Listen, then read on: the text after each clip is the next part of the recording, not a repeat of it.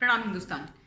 मुंबई को देख करके अब मुझे ऐसा सा प्रतीत होने लगा है कि जो भी व्यक्ति सही काम कर रहा है, कानून के पक्ष में काम कर रहा है, सच बोल रहा है, किसी के न्याय की लड़ाई लड़ रहा है, उसके साथ कुछ ना कुछ गलत हो रहा है।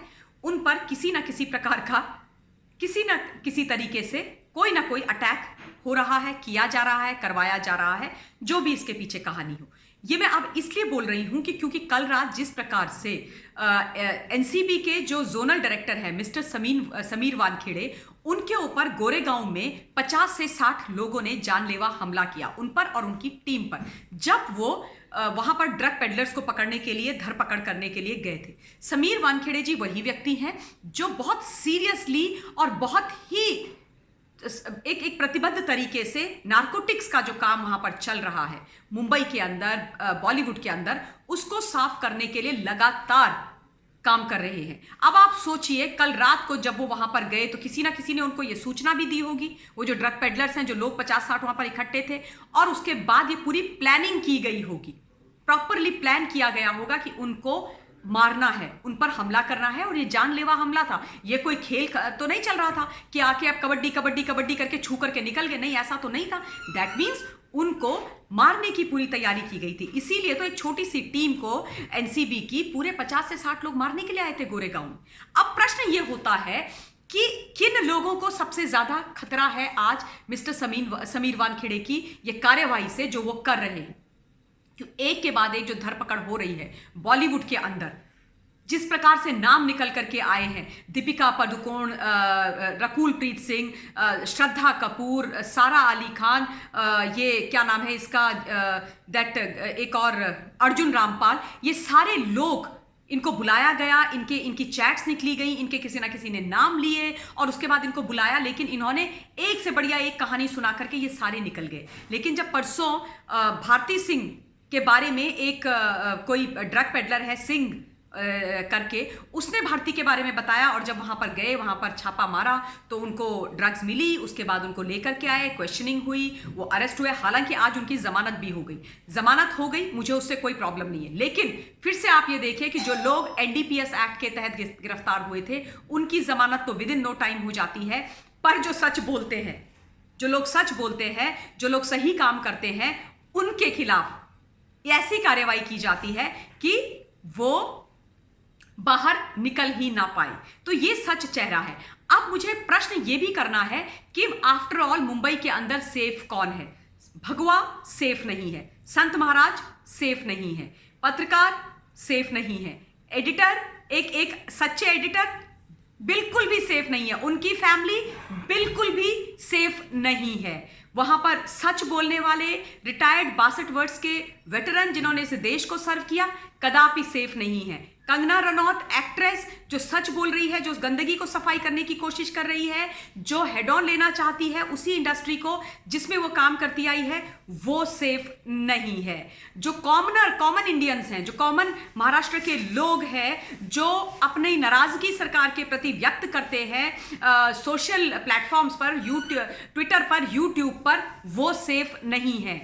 एनसीबी के सीनियर अधिकारी जो धरपकड़ कर रहे हैं उन लोगों की जो नारकोटिक्स के इल्लीगल काम में लिप्त है, चाहे वो खरीदते हैं, बेचते हैं, उसका सेवन करते हैं, वो लोग जब उनको पकड़ने जाते हैं तो वो भी सेफ नहीं है। और हां, बाय द वे, जब बिहार से वहां के एसपी पुलिस वाले आते हैं, खाकी वर्दी वाले, सुशांत सिंह राजपूत के पूरे केस की खोजबीन करने के लिए, तो वो भी एक्चुअली सेफ नहीं होते हैं, उनको भी क्वारंटीन कर दिया जाता है। पर जो लोग गलत कर रहे हैं, जो रहस्यमयी मौत के पीछे हैं, जो पालघर के संत महाराजाओं को पीट पीट करके फुल पब्लिक व्यू में खाकी वर्दी के सामने मार देते हैं, वो जो लोग एनडीपीएस एक्ट के तहत गिरफ्तार होते हैं, वो जो नारकोटिक्स का सेवन करते हैं जो कि इलीगल है, वो जो अंडरवर्ल्ड के लोग हैं, वो जो गलत और झूठ का काम करते हैं, वो जो लोग गलत का बाजार गर्म करते हैं, वो सारे लोग आज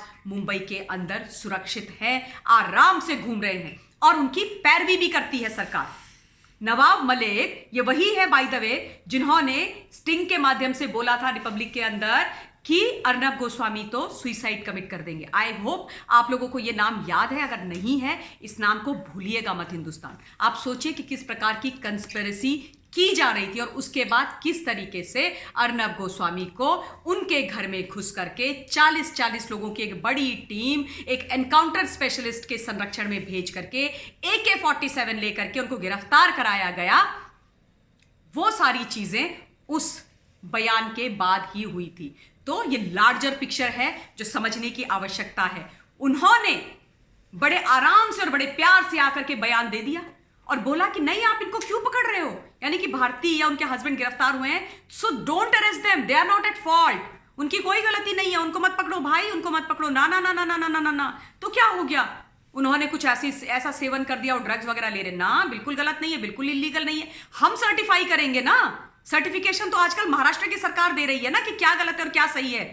जो सही कर रहा है उसके ऊपर वो गलत का ठप्पा लगा दे रहे हैं, जैसे सोल्ड का ठप्पा लग जाता है कुछ बिकने पे, तो सही पर आजकल जो सही है उस पर गलत का ठप्पा लगाकर उसको जेल में, लेकिन जो गलत है उस पर ये सही का ठप्पा लगा करके बोलेंगे नहीं, इनको जेल से बाहर निकालो भाई, अन्याय हो रहा है ये तो किसी व्यक्ति के मौलिक और कानूनी अधिकारों का हनन हो रहा है। तो उन्होंने बोला कि नहीं, इनको मत करो, जो जड़ है, जो लोग कर रहे हैं काम, उनको पकड़ो। अब मैं इनसे ये बोलना चाहती हूं कि भाई सरकार आपकी, सारा मशीनरी, सरकारी तंत्र आपके पास, ये भी हमने देख लिया कि आप सरकारी तंत्र का कैसा और कितना बढ़िया इस्तेमाल कर सकते हो। तो आपकी नाक के नीचे वहां पर हो रहा है ना नारकोटिक्स का काम, बॉलीवुड आपकी है ना। मुख्यमंत्री साहब ने बोला था कि मैं कुछ भी हो जाए बॉलीवुड को, एंटरटेनमेंट इंडस्ट्री को बॉलीवुड से बाहर शिफ्ट नहीं होने दूंगा, यह हमारी आन बान और शान है। वहीं पर उस आन बान शान में गंदगी चल रही है, तो आप क्यों नहीं पकड़ लेते? आप क्यों नहीं पकड़ लेते? आपकी जिम्मेदारी है, आपका काम है, आफ्टर ऑल इलीगल काम है साहब।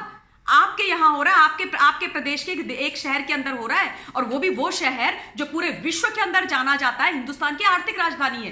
क्यों आप नहीं पकड़ते? मतलब ज्ञान देना, प्रवचन देना क्योंकि आप सत्ता में बैठे हुए हो, उन लोगों को जो सही काम कर रहे हैं बड़ा आसान है। और अब आप मुझे ये बताइए कि समीर वानखेड़े जी पर इतना बड़ा और इतना खतरनाक अटैक हुआ कैसे? गोरेगांव के आसपास की पुलिस कहां थी? क्या कर रहे थे? कहां थे? मतलब वो जो सच्चे पत्रकार होंगे उनको पकड़ने के लिए जाएंगे बस, पर जो गलत काम कर रहा है उसके ऊपर कोई कार्यवाही नहीं की जाएगी। और देखिए, आश्चर्य इस बात पर भी हो जाता है ना कि जब जनता, हिंदुस्तान की जनता प्रश्न करती है तो ये नाराज हो जाते हैं, ये दिल पे ले लेते हैं, इनको बड़ा दुख होता है। इनको लगता है कि how can you question us, after all तुम तो प्रजा हो ना, तुम तो बस ऐसे ही लोग हो, हम तो राजा है, अब तो तुमने हमें वोट दे दी, कर दी गलती, अब झेलो हमको, अब हमारी जो मर्जी आएगी वो करेंगे। और खबरदार अगर हमसे एक भी प्रश्न किया, हम जैसा चाहे वैसा काम करें, कोई हमसे प्रश्न नहीं करेगा, और प्रश्न करोगे तो वही होगा जो होता आ रहा है बाकी लोगों के साथ, जो तमाशा हम इतने समय से देखते आ रहे हैं, वही होगा। तो मैं इनसे ये भी बोलना चाहती हूं कि भाई, जिस प्रदेश में जहां पर कोई समस्या होती है, गलत होता है, तो प्रश्न वहीं के मुख्यमंत्री से, वहीं के सरकार से की जाती है। आप लोग नहीं करते हो? हिंदुस्तान में इतनी सी सुई हिल जाए, कील हिल जाए, हिंदुस्तान के आदरणीय प्रधानमंत्री जी के पीछे पड़ जाते हैं राशन पानी लेकर के, इतनी गंदी गंदी शब्दावली का इस्तेमाल उनके लिए किया जाता है। आप लोग नहीं पूछते हो प्रश्न? पूछते हो ना? पूछते हो तो ठीक है, पूछो, लेकिन जब आप पर प्रश्न किए जाते हैं, आपसे बात की जाती है, तो इतनी तकलीफ किस बात की होती है भैया? इतनी परेशानी किस बात की होती है? प्रश्न आपसे किए जाएंगे, तीखे, नुकीले और सच्चे प्रश्न किए जाएंगे।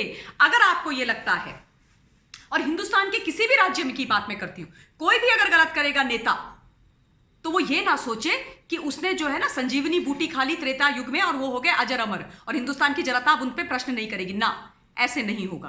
प्रश्न आपसे किए जाएंगे, वरना आपको गद्दी से उतार दिया जाएगा। जनता जनार्दन है, जनता की अदालत में आप आओगे और फिर आपको आपका रिपोर्ट कार्ड दे दिया जाएगा और आपको सच्चाई बता दी जाएगी। फिलहाल जो कुछ भी मुंबई और महाराष्ट्र के अंदर हो रहा है, हिंदुस्तान की जनता से मेरा सिर्फ ये निवेदन कि इन विषयों पर बोलते रहिए। बोलना है, कुछ भी गलत हमारी आंखों के सामने होता है, हमें डेफिनेटली बोलना है। और जैसा मैंने कल भी बोला था कि आप लोग बहुत समझदार हैं, मुझसे ज़्यादा समझदार हैं, आपको पता है कौन सही है, कौन गलत है, किसके पक्ष में खड़ा होना है, किसके पक्ष में खड़ा नहीं होना है, किसके लिए बोलना है, किसके लिए नहीं बोलना है। And again I want to repeat that I am very proud of you all. Thank you so much for supporting the person who's taking the right stand. Thank you very much. Jai Hind, Jai Bharat. Stay blessed.